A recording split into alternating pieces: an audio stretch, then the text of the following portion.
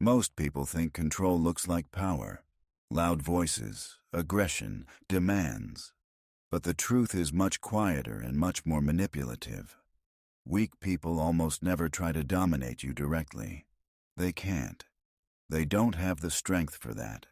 Instead, they try something else. They try to control you indirectly.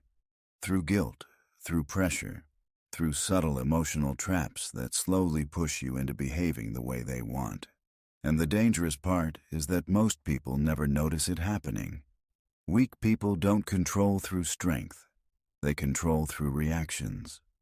The moment they see that you react emotionally, they understand something important about you.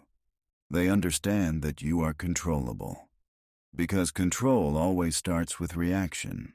If someone can provoke you, they can guide you. If someone can make you feel guilty, they can push you.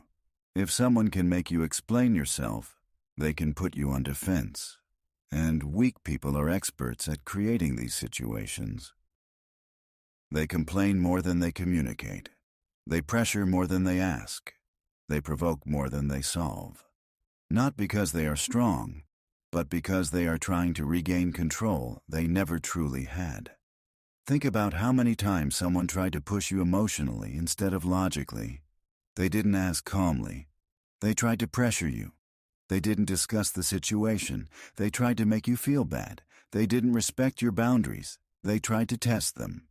This is the psychology of weak control. Weak people cannot dominate situations with competence, discipline, or authority.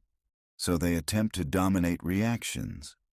And once you understand this pattern, something interesting starts happening. You stop reacting, and the moment you stop reacting, the control disappears. Weak people rarely try to control strong individuals directly. Instead, they study reactions. They look for emotional openings. A moment where you feel the need to explain yourself. A moment where you feel pressured to prove something. A moment where you feel uncomfortable saying no. That is where their control begins. Weak control always follows the same psychological pattern. First comes the test.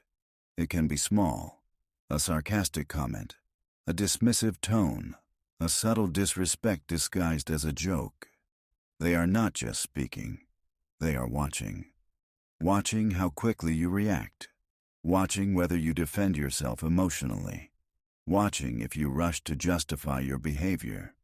If you react immediately, they learn something important about you.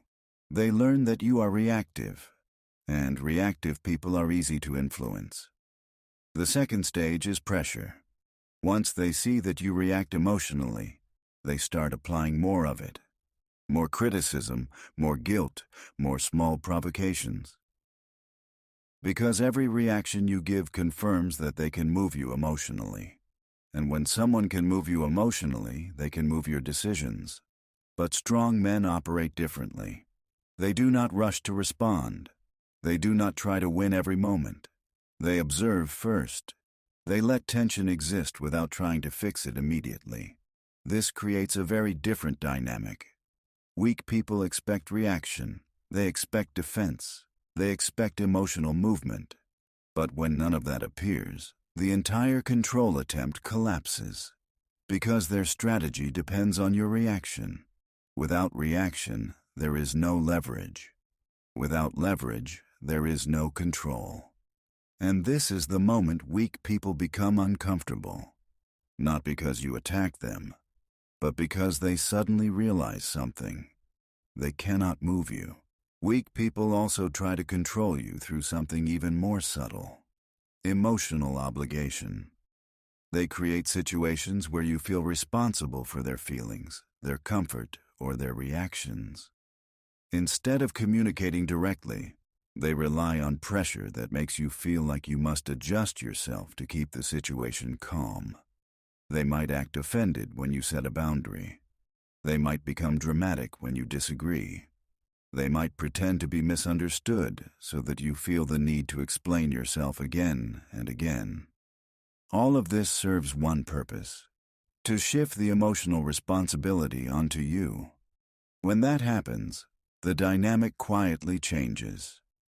Instead of them managing their behavior, you begin managing their emotions. And once someone succeeds in making you responsible for their emotional state, they gain influence over your actions. This is one of the most common ways weak people maintain control in relationships, workplaces, and social groups. They do not command respect, so they manufacture pressure. They cannot lead with confidence, so they lead with discomfort. But strong individuals do not accept that role. They understand that emotional manipulation only works when someone accepts the responsibility that was never theirs to carry. When a strong man notices these tactics, he does not rush to fix the situation. He does not over-explain. He does not try to calm the other person down just to restore comfort. Instead, he remains steady. He listens. He responds clearly if necessary. But he does not absorb the emotional pressure that was thrown at him. This behavior is extremely uncomfortable for weak people because their strategy depends on emotional movement. They expect you to soften your boundaries. They expect you to rush to reassure them. They expect you to react. But when you stay composed and refuse to carry emotional pressure that does not belong to you, something important happens. Their control disappears. The tension they tried to create remains with them instead of transferring to you. And suddenly they are forced to face their own behavior without the reaction they expected. That is why weak people often become frustrated around emotionally disciplined individuals. Not because they were attacked, but because their influence stopped working. Weak people try to control you because control is the only way they can feel powerful. When someone lacks discipline, confidence, or real authority, they look for shortcuts. They cannot lead through respect, so they attempt to lead through reactions. They cannot influence through competence, so they influence through pressure. And the easiest pressure to create is emotional pressure. That is why weak people constantly test boundaries, provoke reactions, or create unnecessary tension. Every small reaction they receive confirms something important to them. They still have influence. But the moment a person becomes emotionally disciplined, this entire system collapses. Emotional discipline changes the rules of the interaction. When someone tries to provoke you and you stay calm, their strategy loses direction. When someone attempts to guilt you and you respond without over-explaining, their leverage disappears. When someone pressures you and your behavior does not change, they suddenly realize they cannot guide your reactions anymore. And that moment is deeply uncomfortable for people who rely on manipulation, because they are no longer interacting with someone they can influence.